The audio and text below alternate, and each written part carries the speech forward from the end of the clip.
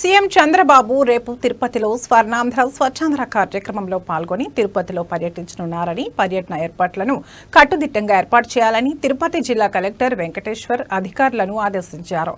CM జిల్లా పర్యటనలో భాగంగా Thukivakam waste management plant, Alipiri, police parade grounds ప్రదేశాలలో పర్యటన భద్రతా ఏర్పాట్లపై సీఎం కార్యక్రమాల coordinator Pendurthi Venkatesh, MLA Arani Srinivasulu, SP Harshavardhan Raju, municipal commissioner మౌర్యతో కలిసి ఏర్పాట్లను జిల్లా కలెక్టర్ పర్యవేక్షించారు. భద్రతా ఏర్పాట్లలో ఎలాంటి లోటుపాట్లు ఉండకూడదని, కట్టుదిట్టంగా ఉండాలని జిల్లా కలెక్టర్ తెలిపారు. విధులు కేటాయించబడిన అధికారులు ఎలాంటి అలసత్వం లేకుండా పగడ్బందీగా ఏర్పాట్లు చేయాలని సూచించారు.